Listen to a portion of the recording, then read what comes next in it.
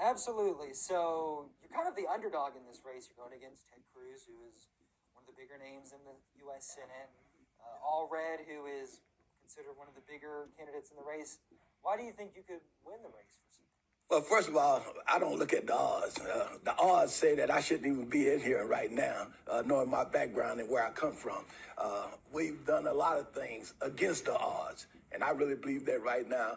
Believe me, this is going to be a tight race, and I plan on being in it. And I really plan on winning the race. I'm not in it for a show. I tell people I'm not in this race to make history. I'm in this race to make a difference. Let's talk about your background, because on your website you call yourself one of the most rehabilitated people in America. That is correct. Tell us that story, and that's one of the major focuses of your platform. Absolutely. Well, being in prison, I was sentenced to 57 years in prison in Louisiana and Texas for felony theft, check kiting, theft for service. Went to prison, got out in 1994, enrolled at Louisiana College, and earned my associate's, my bachelor's degree in criminal justice, went to the University of Louisiana, Monroe, earned my master's degree, and then became the first African-American in the United States to earn a PhD in juvenile justice from Prairie View A&M University. I've been out of prison now for over 30 years. I was released in 1994, hadn't been convicted of any new crimes or anything. And one of the things that really got me pumped, I was really angry, is the fact that Governor Greg Abbott gave a pardon to Daniel Perry this year after this guy was just convicted of murder by a jury in Austin and sentenced to 25 years. He actually asked the pardon board to send him a recommendation, and he would pardon this guy who killed the Black Lives Matter person in Austin. And, that was a slap in the face to every ex-felon in the state of Texas. People like myself who really tried to rehabilitate themselves, gotten themselves together. You're a taxpayer. You're doing what the community and what others expect you to do. And then to have Daniel Perry get a pardon and not even spend 1 year in jail. And it really speaks to what our criminal justice system is about right now, which is, in my opinion, the governor does not issue pardons based on rehabilitation. It's all about politics and who you connected to, what you believe. And that was evident with Daniel Perry. That really ticked me off. But I decided to channel my anger into action, and that's why I'm sitting here today. I want to see, under the supremacy clause of the Constitution, it says that, federal law supersedes state law. And anything that happens in states can be overridden in the feds under the supremacy clause. So my thing is, I would like to see the state of Texas and other states, but right now I'm concerned about Texas, expand pardoning powers where the governor will not be the only person who can grant a pardon to someone. Let's be realistic. There's about 30 million people in Texas, and about probably 5 million of them are ex-felons. No one governor should have the sole authority to pardon people who have been rehabilitated. So you want to expand it to district judges? Yes, I would, and I think that that's the way to go right now. And we have some other folks in the legislature in the state of Texas who agree with me that we should expand pardoning powers. Even for the feds, the president is the only person who can pardon you with a federal charge. But for one governor like Greg Abbott to have the sole authority and power, I just think that's ridiculous. It's draconian, and we want to get it changed. Another big topic right now in the news.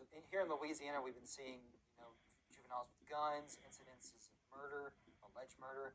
We just saw the Georgia high school incident. Yes. You want to ban assault-style weapons? Absolutely. What exactly does that mean? Man, that means, listen, if a person really want to kill someone, let's just be realistic.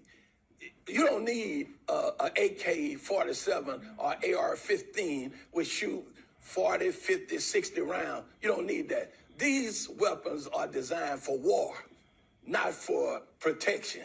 And I believe that, just what we saw yesterday in Georgia, this young man goes into school, killed 2 students, killed 2 teachers, wound 9 other people.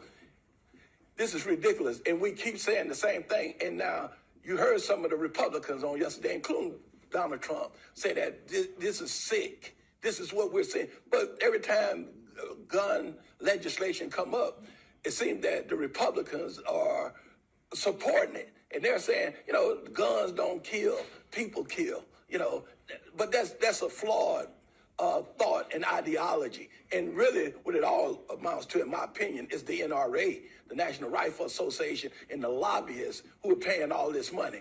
That's really what it boils down to. We know that those type of weapons do not belong in individual houses. I believe these are weapons of war, not to just protect individuals. You can do that with a 38 or a 9mm Glock. You don't need an AR-15 or AK-47. Vice President Harris, if she's elected, she says she wants to expand background checks, red flag laws. Are those things that you'd like to see? Absolutely. I don't believe that, certain people should have guns. But now, let me caution that because I'm an ex-felon myself. Now, in the state of Texas, after you've been off for probation or parole for 7 years, I think 5 or 7 years, you're able to have a gun in your residence. But think about this. Where are you going to get the gun from? To me, what you're doing is you are supporting the black market, because I can't walk into a pawn shop or Walmart and buy a gun. So they're telling me it's okay for me to have a gun under the council law. I could have a gun in Texas after I get off of probation or parole for 5 to 7 years. But where am I going to get the gun? To me, you're promoting the underground and the black market, because until we change the law that said that it's okay for especially if you're a non-violent ex-felon, you should have a right to possess a firearm to protect yourself and your family. Now you said, if you want to kill somebody, you're going to kill somebody.